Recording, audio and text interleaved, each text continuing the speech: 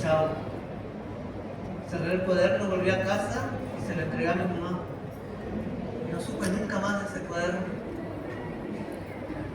Pasaron el tiempo, yo crecí, mi mamá también, y un día mi mamá murió. Y cuando murió y estaban mis hermanos buscando entre sus cosas para ver qué se podían quedar, buscando a ver si había escondido plata, encontraron mi cuaderno y me lo entregaron, yo agarré, lo abrí y me fui a un lugar solito también a abrirlo y a reencontrarme con las cosas que había escrito.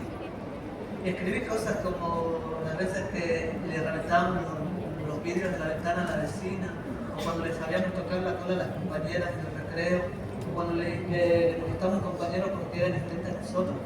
Escribía todas esas cosas y encontré varios cuentos.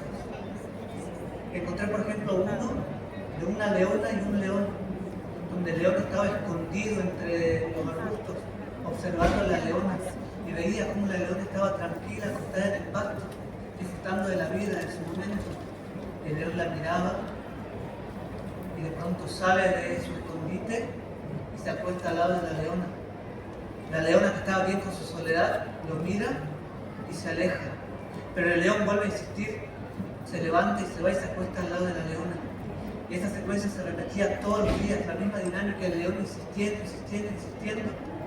Y fue tanta la insistencia que la leona terminó diciendo bueno, y aceptó la presencia del león, que en su comodidad de león, cuando la leona iba a cazar para comer, él comía primero y la leona se quedaba con los restos.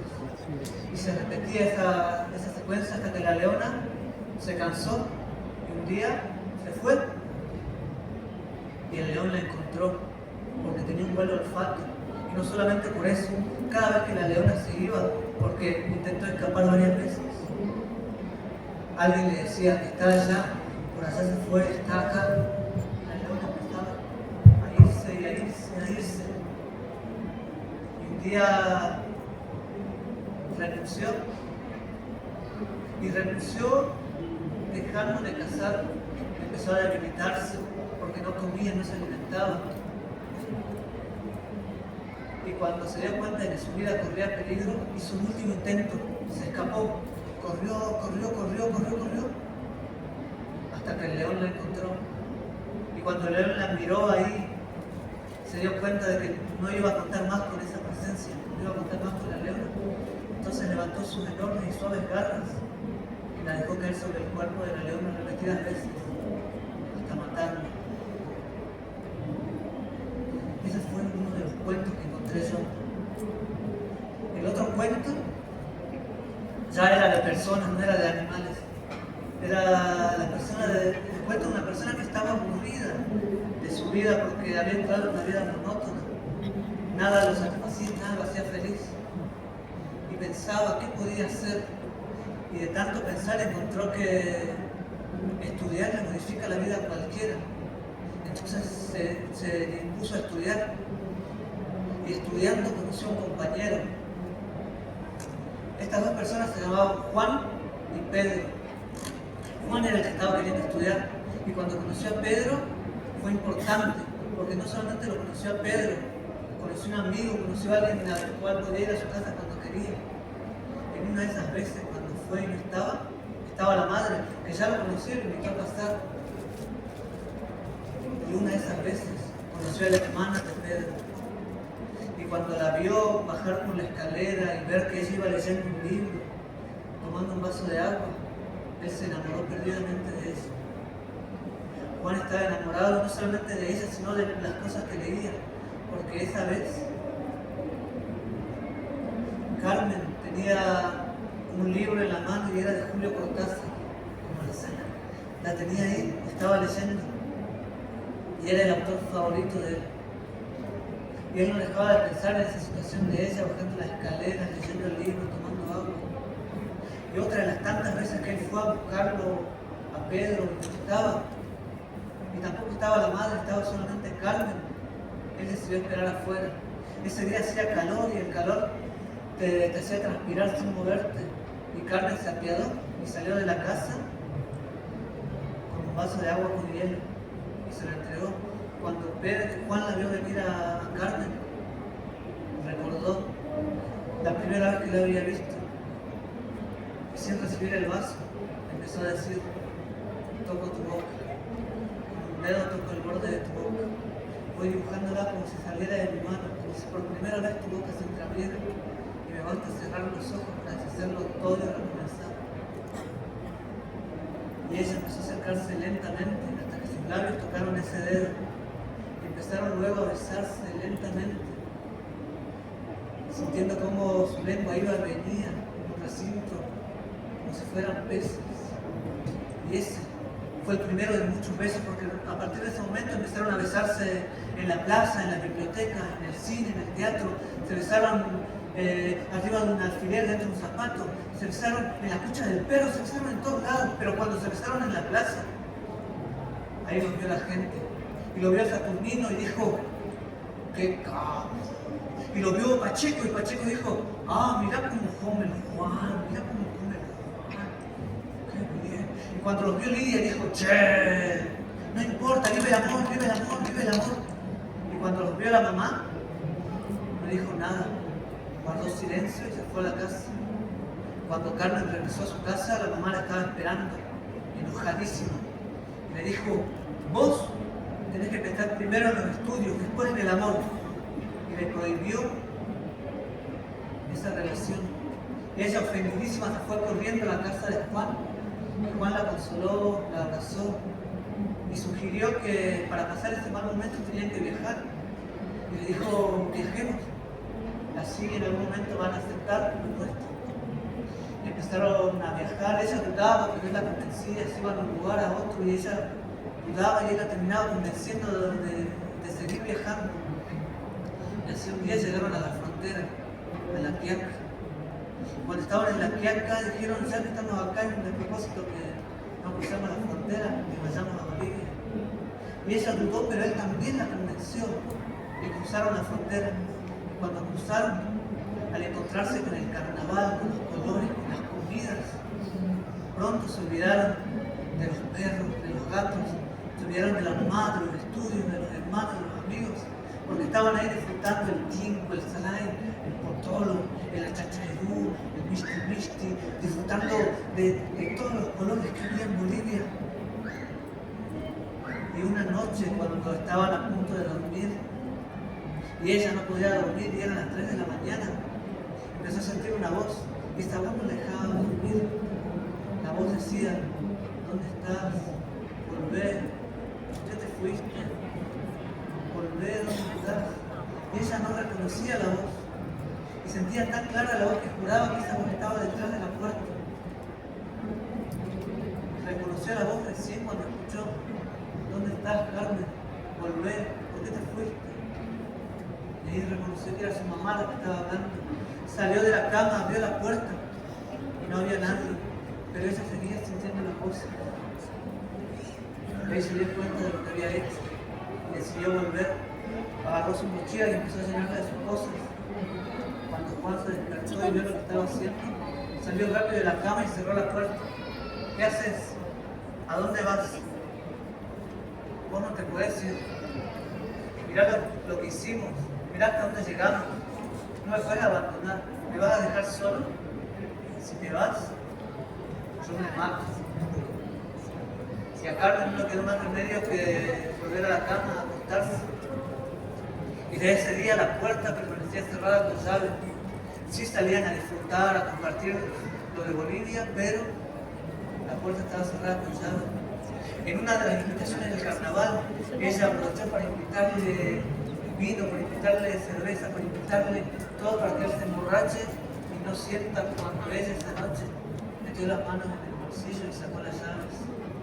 Todo esto guiado con la voz de la madre que le decía, hace esto, hace lo otro, salí, habla con esta persona, ahí no vayas. Y ella así logró llegar a la frontera, cruzar otra vez y llegar a Jujuy y volver.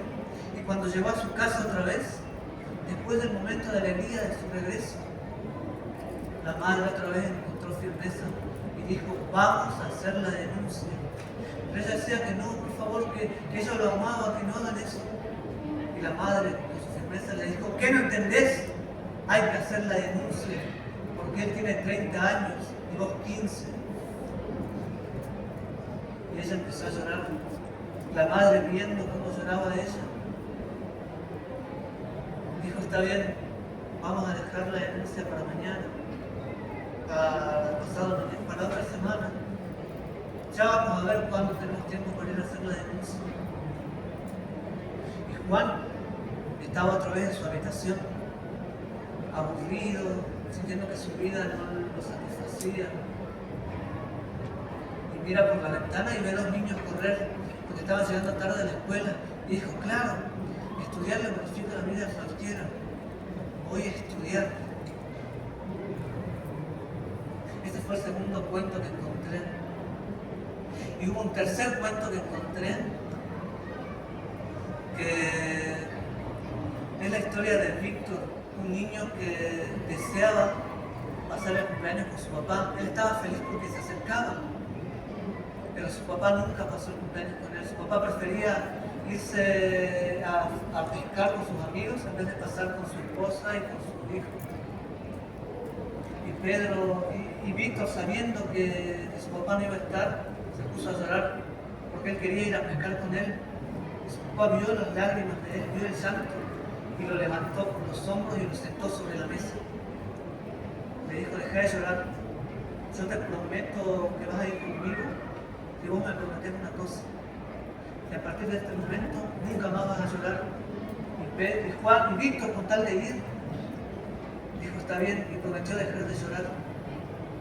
Él estaba feliz esa noche pescando con su papá y sus amigos y escuchaba las conversaciones, las charlas que tenían ellos, que hablaban de una competencia de quién se había levantado a la mina más joven, de cuántas minas se habían levantado, de a quién habían hecho cagar, a quién no, de cuánta plata tenían. Hablaban de todo eso. Y Víctor estaba triste porque extrañaba a su mamá, deseaba que su mamá esté en ese momento.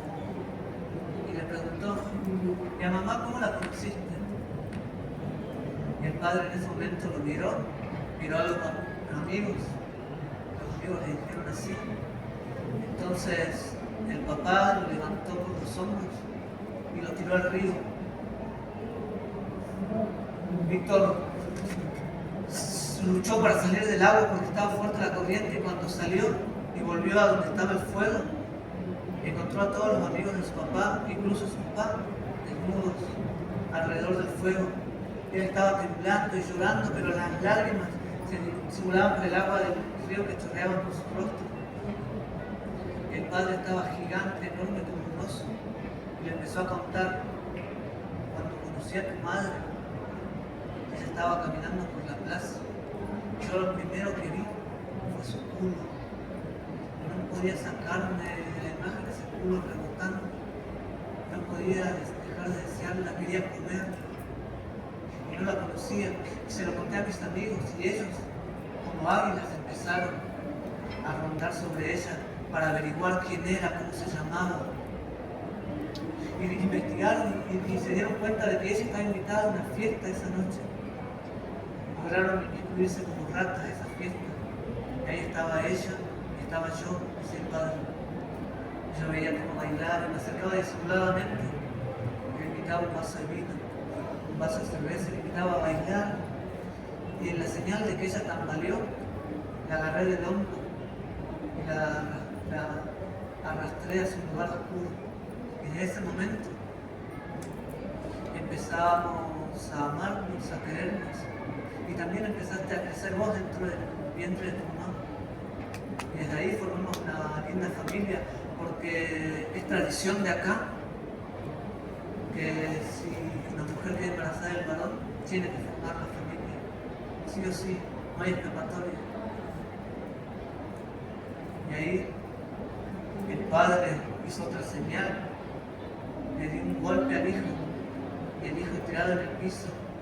El padre se acercó, le dijo, a partir de este momento, vos sos parte de este mundo. Todo lo que hagas va a estar respaldado por nosotros, vamos a ser tus cómplices. Y el niño se tocó el golpe, se sacudió la tierra, se paró firme y sonrió porque había comprendido que a partir de ese momento el mundo es suyo.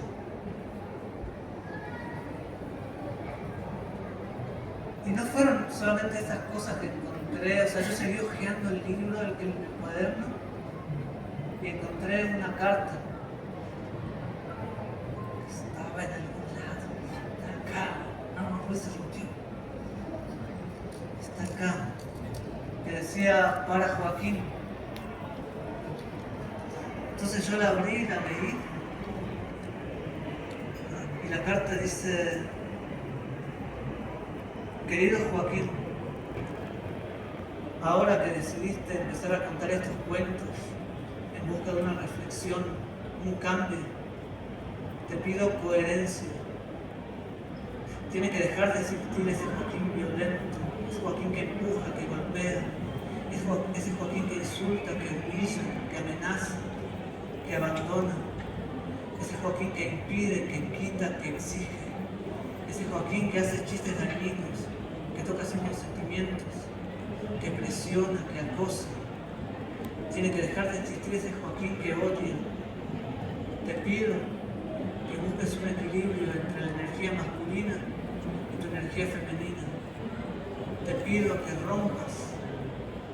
te rompas para que puedas volver a armar